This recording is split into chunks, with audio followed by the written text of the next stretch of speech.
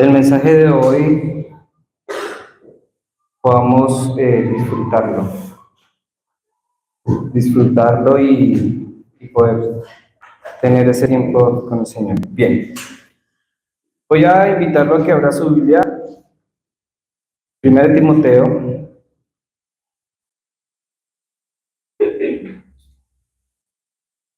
cuatro 16. Dice el apóstol Pablo a Timoteo: ten cuidado de ti mismo y de la doctrina, persiste en ello, pues haciendo esto te salvarás a ti mismo y a los que te oyen.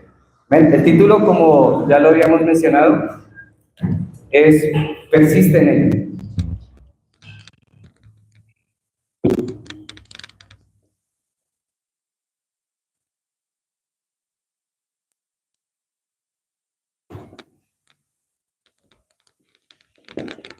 Primero Timoteo 4, 16. Y cuando leemos este texto bíblico, cuando realmente el apóstol Pablo habla de este texto, terminando esta carta, empieza a darle una serie de recomendaciones importantes a Timoteo, que se encuentra en Éfeso, en la iglesia de Éfeso. Se encuentra precisamente enseñando la palabra del Señor a esta iglesia. Y en esta iglesia, la importancia de la palabra del Señor, ¿sí? De hecho, en el versículo 11 dice: esto manda y enseña, ninguno tenga en poco tu juventud, sino que sea ejemplo de los creyentes en palabra, conducta, amor, espíritu, fe y pureza. Pero lo primero que Pablo resalta en el versículo 11 es en la palabra. Dice: sino sé ejemplo de los creyentes en palabra. La palabra del Señor es importante, o sea, lo que nosotros hablamos, lo que nosotros transmitimos a los demás. Y es importante lo que nosotros hablamos. ¿Qué hablamos? Y esperamos que sea la palabra del Señor afuera, que no hablemos otras cosas afuera. La palabra del Señor es viva y eficaz. Cuando nosotros hablamos la palabra del Señor, estamos hablando de esa palabra viva y eficaz. No estamos hablando de otra cosa. No se puede hablar de otra cosa. Pero yo quiero tomar precisamente esta palabra que está aquí: persistir. Persiste, dice. ¿Qué es persistir? ¿Qué creen que es persistir? Cuando le dice usted sea perseverante, persista, no se canse. Del verbo persistente. Entendí persiste ya, bueno. ¿Qué es persistencia? Como quien persiste. Permanecer. Es estar en un solo lugar. Es mantenerse a la espera. Eso es persistir. Y Pablo le dice: sigue haciendo lo que estás haciendo. Sigue enseñando lo que estás enseñando. No dejes de enseñar otra cosa. No se puede enseñar otra cosa. Y precisamente esta semana, la semana antepasada, yo enseñándoles a unos hermanos de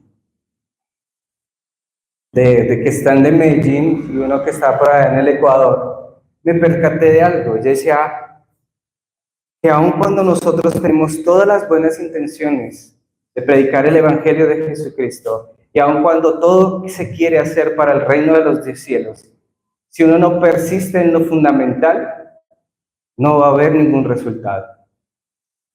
No va a haber nada. Porque seguiremos disparando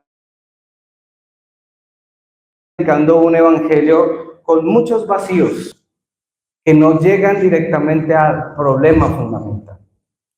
Y en eso también me quiero detener hoy. Toda raíz. ¿Cuál es la raíz de todo problema? Es de este problema fundamental.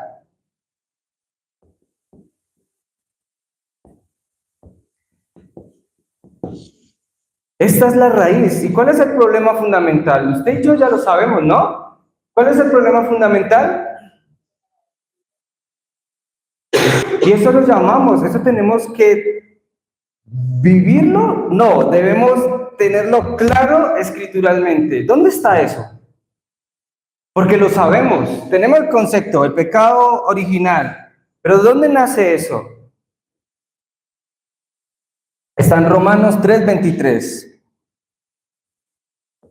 ¿Cierto? Por cuanto que todos pecaron. ¿Y están qué? Destituidos de la gloria de Dios. Están fuera del reino de Dios. El hombre está fuera del reino de Dios. No está con Dios. El hombre cree estar con Dios, pero el hombre está lejos de Dios. El hombre cree que yendo a misa, el hombre cree que estando en una iglesia, el hombre cree que subiendo a Monserrate, y esa es nuestra cultura colombiana. Yo hablo de nuestra cultura como colombianos. Cree que asistiendo una vez a misa, cree que comulgando, cree que haciendo muchas obras y muchas beneficencias, cree estar cerca a Dios, pero está lejos, porque todos ¿qué? Están separados de Dios. Cuando usted le pregunta a alguien, ¿cuál es el problema fundamental? ¿Cuál es la raíz? Nadie responde. Pero ¿sabe qué es lo más triste? Pregúntale a un creyente. Y le pregunto yo a estos hermanos, ¿cuál es el problema fundamental? El hombre es pecador, pero ¿de qué pecado hablamos? No, que es borracho, que es adúltero, que es fornicario, que es idólatra, que es drogadicto, que es mil cosas. Claro, esa es la consecuencia de ¿qué? De estar separado de Dios. La pregunta es, ¿nosotros abordamos este primer punto en la vida de alguien que no conoce a Cristo? Y es donde yo centré el mensaje para ellos. Les centré la pregunta, ¿cuál es el problema fundamental? Porque esa separación hizo un daño total en la vida del hombre. Es un daño total, es un daño que tiene muchísimas consecuencias si usted lo ve afuera. Ayer Brian me comentaba que en Silanoa, en México, habían encontrado entre los carteles hornos crematorios. Y entre pandillas, por decirlo así, cogían a la gente y los lanzaban. Eso es producto de ¿qué? De la separación. Vean lo que pasaba en el Catatumbo. Se desplaza gente, ¿por qué? Por comercializar la droga. ¿Por qué? Porque esa es la consecuencia de estar separado de Dios. Vean este barrio. No vayamos tan lejos. Veamos la situación de nuestro barrio. Nuestro barrio está en una situación de crisis espiritual. Porque el hombre separado de Dios tiene muchas consecuencias. Hace poco alguien me comentaba que los habían abordado y les habían quitado sus pertenencias frente a la casa. Entonces tenemos delincuencia, tenemos violencia, tenemos drogadicción, y nosotros necesitamos entender el problema fundamental. Esto tiene que estar claro en quién primero, en nosotros tiene que estar claro. Porque si no está claro en nosotros, entonces ¿cómo vamos a decirle a alguien que su raíz es el problema fundamental y que está separado de Dios? Note, cuando usted habla del problema fundamental con alguien, le dice, mira, el problema tuyo es que estás separado de Dios, se sienten. ¿Por qué se sienten? ¿Por qué les duele? Porque es una herida espiritual. Porque les duele espiritualmente saber que no están cerca de Dios y que toda su vida y todo lo que han hecho no ha servido para nada para estar cerca de Dios.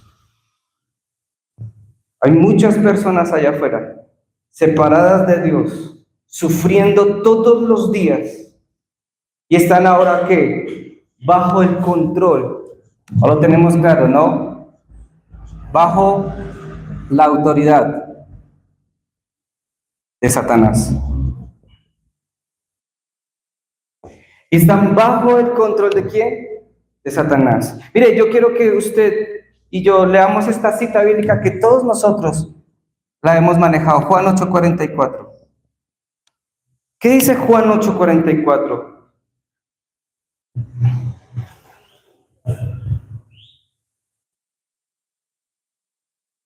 Juan 8:44 dice, vosotros sois de vuestro padre el diablo. Y hasta aquí, en ese versículo, en esas primeras líneas de ese versículo, la gente se da cuenta de su estado espiritual. ¿Vosotros sois qué? Hijos del diablo. ¿Están bajo qué? Bajo la autoridad de Satanás. Pero note lo que dice el Señor Jesús en ese mismo pasaje. ¿Y qué? Y los deseos de vuestro padre el diablo, ¿qué queréis hacer? Él ha sido homicida desde el principio y no ha permanecido en la verdad, porque no hay verdad en él. En cuanto habla mentira, de suyo habla porque es mentiroso y padre, ¿de qué? De mentira. Todo lo que hace Satanás es implantar ¿qué? Lo que hace Satanás es que implantar su deseo. Eso es lo que hace Satanás. Satanás no hace otra cosa. Satanás implantó el deseo. Ahora todos hacen ¿qué? Lo que Satanás quiere que haga. Robos, muerte, violencia. ¿De dónde viene todo eso? El deseo de Satanás.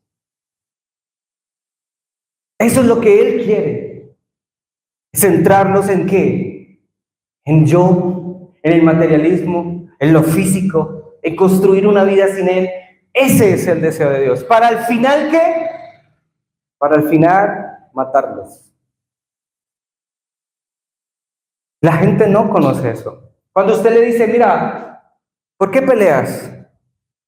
¿Por qué gritas? ¿Por qué tienes tantos problemas en tu casa? ¿Por qué hay tanto enojo? ¿Por qué hay tantas cosas? ¿En dónde están? En el deseo de Satanás. Siguen los deseos de Satanás. Porque el final de todo es matar. ¿Matar a quién? Al hombre. Ya lo mató espiritualmente. Solo le falta eliminarlo físicamente. El problema fundamental es este.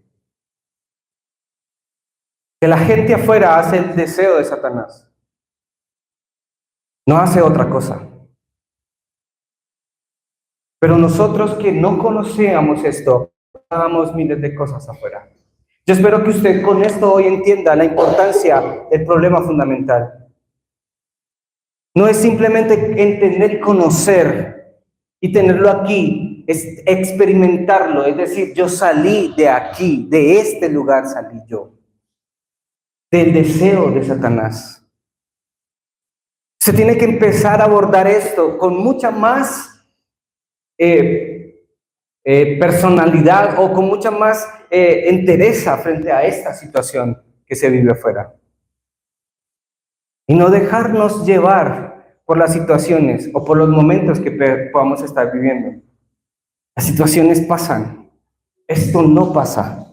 Esto continúa en la vida de las personas. Esto es cíclico. Esto se repite una y otra vez de generación en generación. Esto no va a cambiar si nosotros no hablamos el problema fundamental.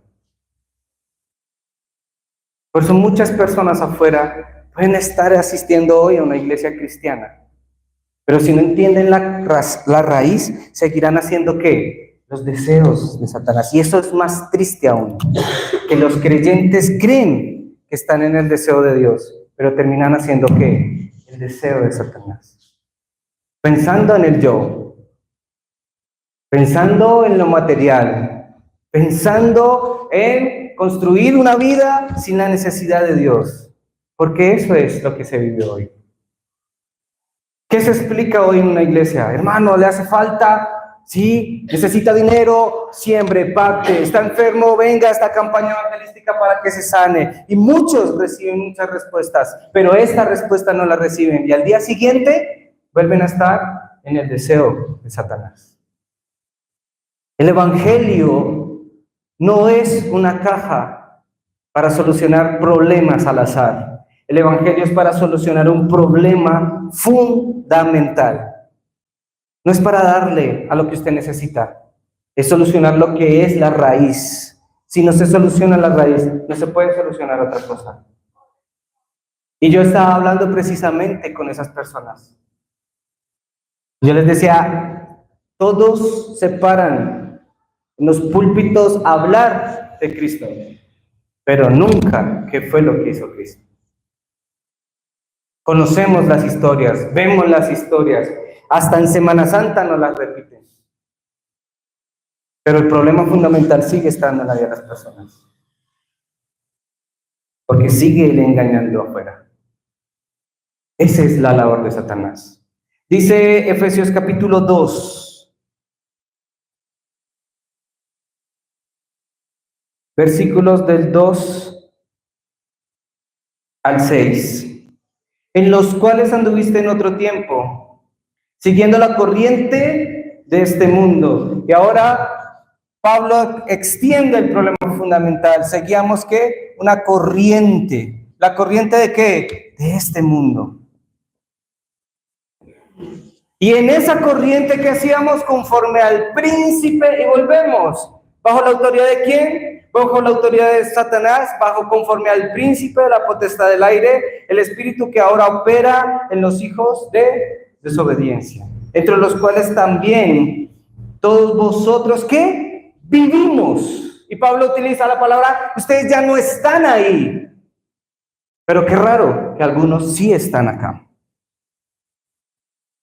Porque nosotros ya no vivimos conforme a la voluntad de ¿qué? A los deseos. Vivimos en otro tiempo, ¿en qué? En los deseos de nuestra carne. En lo que la carne nos decía. Porque claro, engañados por Satanás, vamos a hacer ¿qué? Los deseos de la carne. Haciendo la voluntad de la carne y de los pensamientos, y éramos por naturaleza hijos de ira, lo mismo que los demás. Yo concluyo con el verso 6. Lean los otros versículos en su casa. En el 5, y aún estando nosotros muertos en pecado, nos dio vida juntamente con Cristo. Por gracia sois salvos.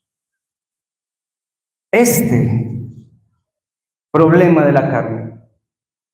Y entonces ahora no solo estamos bajo la autoridad, bajo el deseo, sino también bajo nuestra propia carne y nuestro propio pensamiento. Yo creo que es así. Yo creo que si hago esto no es nada. Y no sabemos las consecuencias. Se conoce las consecuencias del problema fundamental. Se sabe muy bien cuáles son los dos estados del no creyente. Y lo más triste es que el creyente termina haciendo los dos estados. Como un inconverso. Sufriendo de enfermedades mentales. Sufriendo de enfermedades físicas. Siendo idólatra. La idolatría no solamente es una imagen. La idolatría es todo aquello que desplace al Señor del primer lugar. Y nosotros creemos que la idolatría es solamente hincarme frente a un ídolo. No es lo que ocupe el primer lugar. Solo fue lo que le pasó ¿a quién? Al pueblo de Israel cuando Moisés subió al monte. Lo primero que había en su corazón era ¿qué? Idolatría. Desplazaron al Señor que los había sacado con 10 milagros, que les había abierto el mar, y lo desplazaron por un becerro, por lo que había en su corazón. ¿Qué hay en nuestro corazón? Porque donde está tu corazón está tu tesoro. Y nuestro pensamiento. Se conocen los 12 problemas fundamentales. Después los vamos a tratar. Pero vivir los dos estados nosotros, cuando ya Cristo nos sacó de esto, no se puede. Oseas 4:6, ¿qué dice Oseas 4:6? Vean lo que dice Oseas 4:6.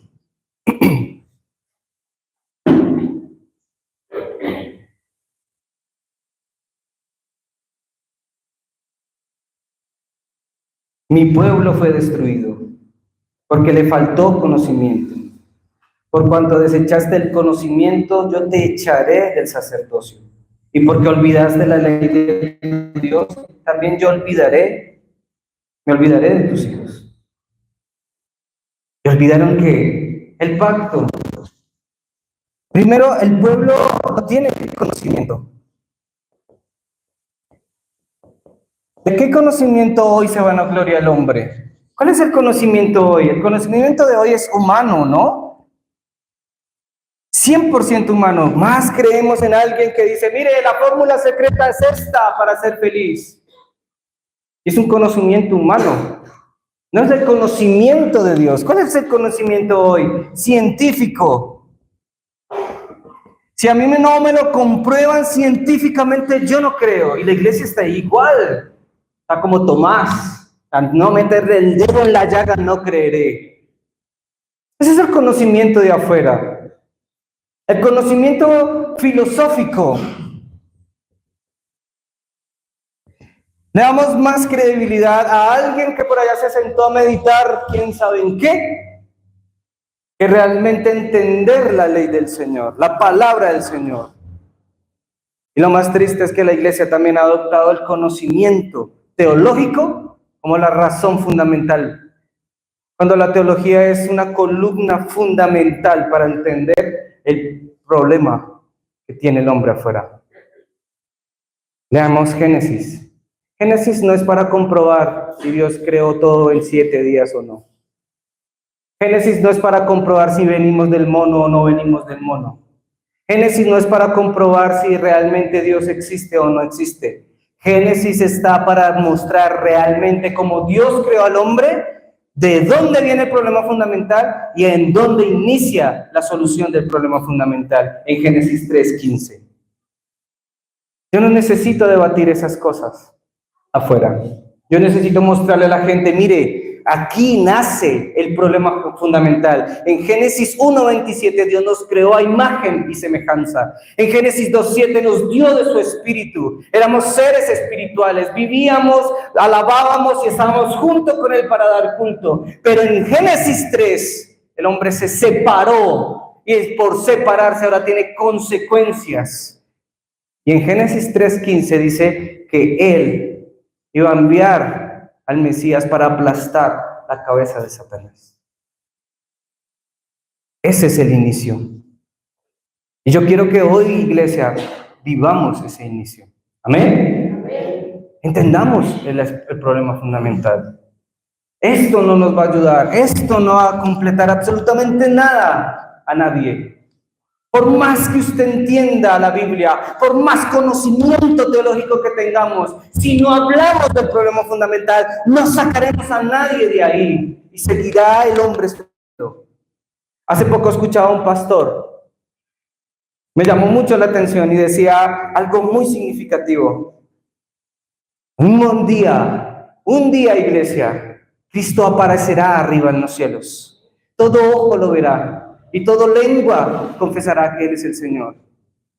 Pero el día que los cielos se abran y Cristo venga, muchos se irán al infierno. Y no piensen los que están afuera, piensen en su familia. ¿Cuántos hermanos, primos, sobrinos, tíos se irán? Nosotros no, pero muchos se irán. Y con lágrimas en los ojos este pastor decía, porque el infierno no fue creado para el hombre, sino para Satanás. Y la iglesia pensando en otras cosas. Y yo lo complementé. Y la iglesia pensando en lo que yo quiero cuando mi familia se muere espiritualmente.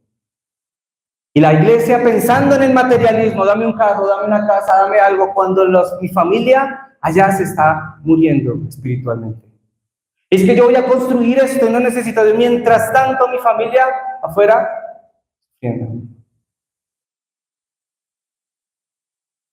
Esto nos debe llevar a nosotros a no ser egoístas y no pensar en nosotros, porque ese es el deseo de Satanás, que usted se distraiga con todo lo de afuera y olvide el problema fundamental.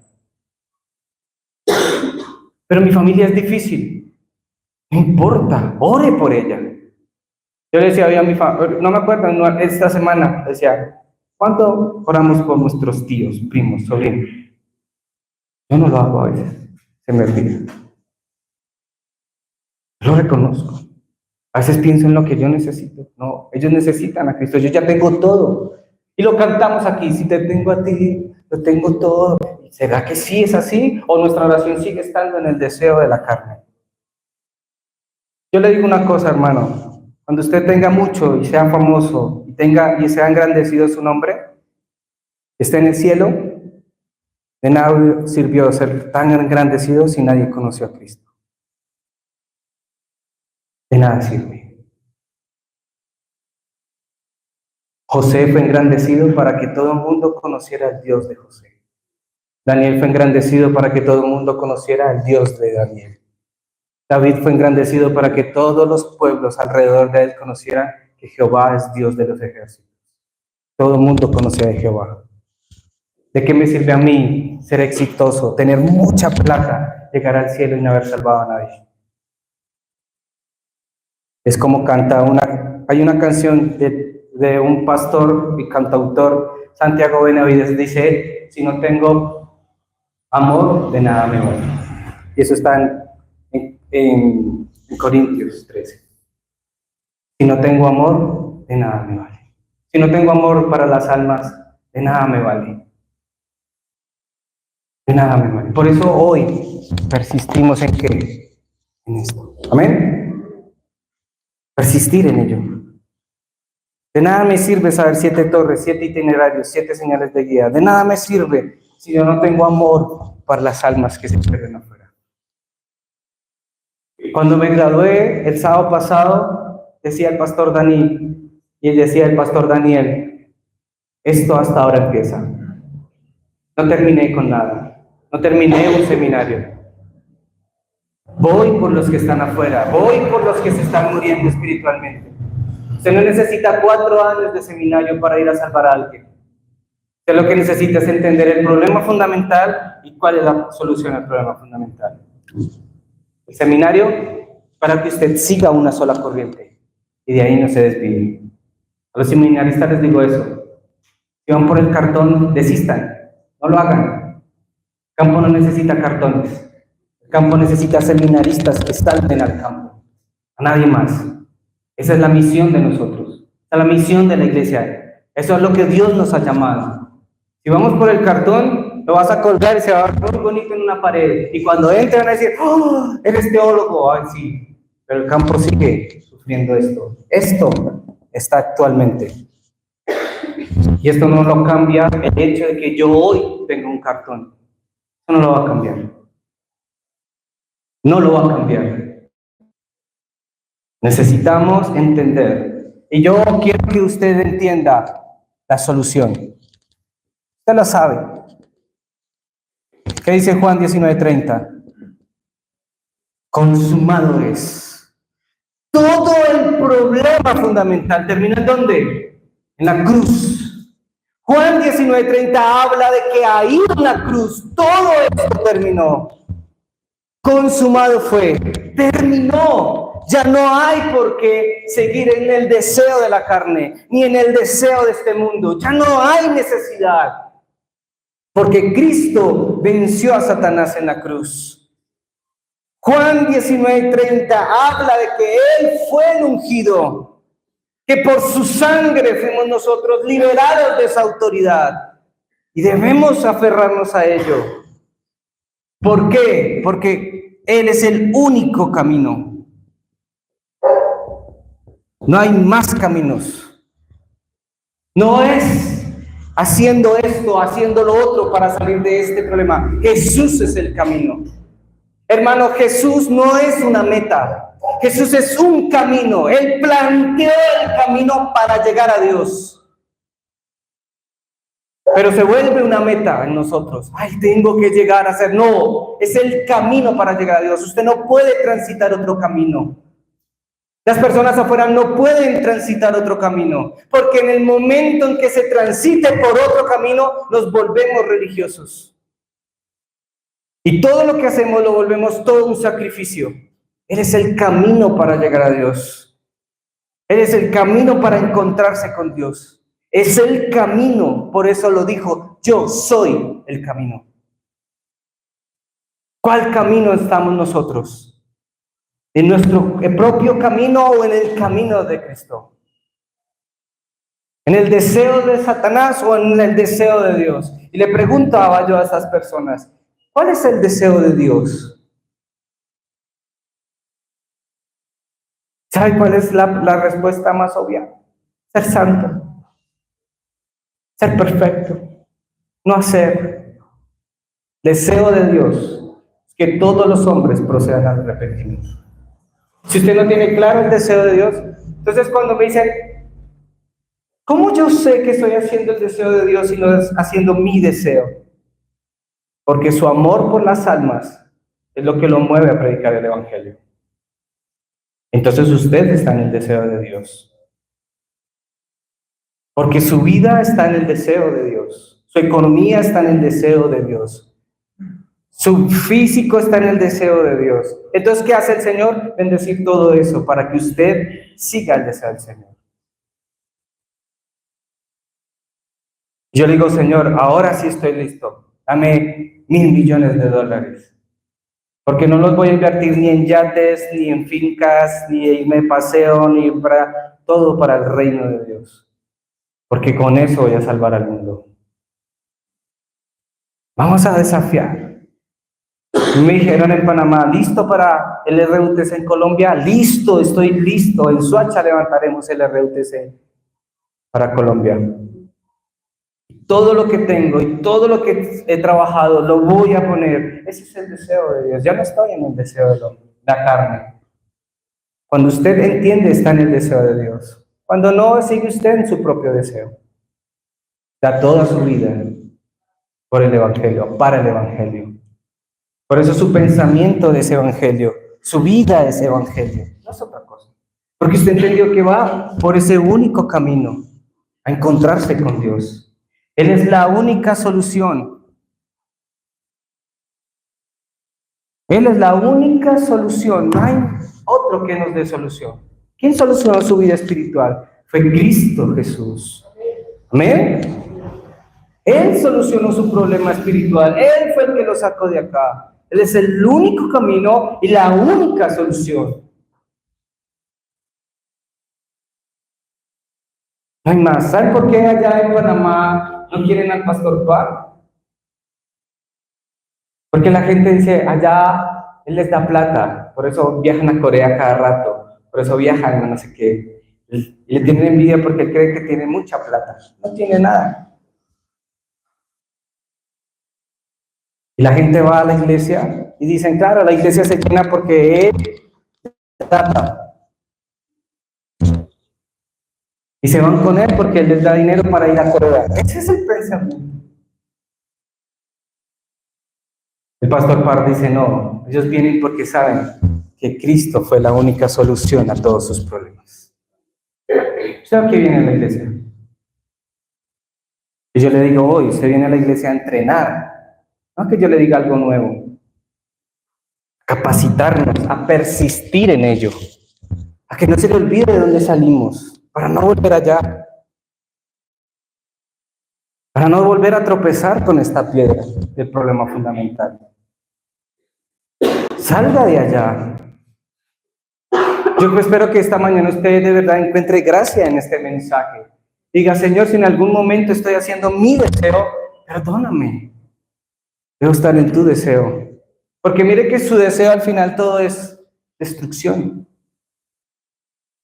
Es estar afanado, es estar estresado, es estar agobiado. Cambio en Cristo es la única solución. Y tercero, Cristo es la única respuesta.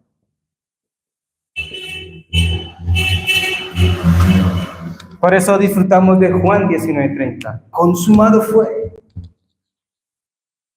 Por eso concluyo con lo siguiente. ¿Con qué concluyo hoy? Yo debo persistir. Persistir en el pacto. Debo mantenerme en el pacto. Debo mantenerme en que Jesús es el Cristo. Ahí es donde yo no me debo mover ni un día. Yo debo todos los días recordar de dónde salí, por qué el mundo no da ninguna solución y quién es la única solución. Todos los días debo recordarme esto en oración. Todos los días, porque si no, vamos a terminar como el pueblo de Israel. ¿Usted sabe por qué terminaba el pueblo de Israel colonizado, esclavizado y haciendo el deseo de otras personas? Porque perdían el pacto. Se les olvidaba que Jesús iba a venir. Se les olvidaba que el Mesías. Ahora entiende usted por qué repiten muchas cosas en su vida y se repiten cíclicamente. Es porque usted olvida el pacto. No olvide, persista en esto. Persista en que Jesús es la solución a todos sus problemas. Persista en que Él es el único camino, es la única solución, es la única respuesta. Enférrese a eso todos los días. Porque si no, estará afanado por lo que le falta. Y créame, nos hará falta todos los días cosas. Todos los días nos hará falta. Pero si yo estoy aferrado aquí, nada de lo que me haga falta será importante. Aférrese al pacto para terminar de dejar hacer los deseos de Satanás. Aférrese al pacto para dejar de hacer los deseos de la carne y su propio pensamiento. Y verá que usted va a disfrutar del deseo de Dios. Aférrese a eso. Persista en ¿qué? En el mensaje. En el mensaje púlpito, en el mensaje de los domingos. Persista de lunes a viernes hasta el próximo domingo. Usted que tiene que persistir en este mensaje, en recordarlo, en tenerlo presente. Y por último, persista ¿en qué? En la corriente. Pero en la corriente de este mundo, no, en la corriente del Evangelio. Porque si no, seguirá usted otra corriente. Y lamentablemente lo que nosotros hagamos es lo que van a terminar haciendo nuestros discípulos. Si usted es una persona que anda desesperada por el dinero, usted le va a enseñar de Cristo. ¿Y qué va a pasar con su discípulo? Va a andar desesperado por eso. Pero si usted le enseña a su discípulo a persistir en el pacto, en el mensaje y en la corriente del Evangelio, su discípulo será alguien que siempre va a ver la respuesta del Señor en su vida. Persistamos. Espero que esta mañana, hermanos, haya usted recibido gracia. Yo espero que en esta mañana usted entienda que no es cuánto podamos aprender de muchas cosas, es que disfrutemos de esto. Si usted no disfruta de esto, no va a poder usted con lo demás. Empezamos otra etapa como iglesia, a partir de hoy. Empezamos otra etapa. Empezar a ver los campos afuera. Espero que usted entienda que el campo afuera necesita evangelistas, misioneros. Cada uno de nosotros lo hacemos, desde donde estamos, desde nuestra profesión. Nada va a cambiar. Una y otra vez, el camino de salvación será lo fundamental en nuestra vida. No espere. Yo tengo muy buenas noticias. Tenemos en fila, para que se den cuenta, 3 pastores quieren venir a visitar Colombia, este campo. Yo le digo, hermano, no tome esto como una campaña evangelística. Usted espera que alguien venga a contarle algo diferente. Hermano, no, ni venga. Se viene a entrenar a la iglesia. Ven a salvar el campo afuera. Venimos a entrenarnos los domingos, a persistir en la palabra del Señor. No venimos a otra cosa, a exaltar y glorificar el nombre de Cristo, porque nosotros somos instrumentos del Señor, pero para salvar al que está allá, al que se está perdiendo todos los días. Eso es lo que debe pesar en nuestra alma. ¿Quiere preocuparse por algo? Preocúpese por el que se pierde, no por lo que le haga falta acá en el bolsillo. ¿Quiere preocuparse por algo? Preocúpese por el niño que sufre violencia por sus papás, por el drogadicto que está esclavizado por Satanás. ¿Quiere preocuparse por alguien? Preocúpese por aquel hombre, mujer que está en el alcoholismo, o aquel hombre, mujer, joven, niño que está en depresión. Preocúpese por ellos. Busque primeramente el reino de Dios y su justicia. Lo demás vendrá por añadidura. Invito a que se ponga de pie y vamos a orar al Señor en esta mañana.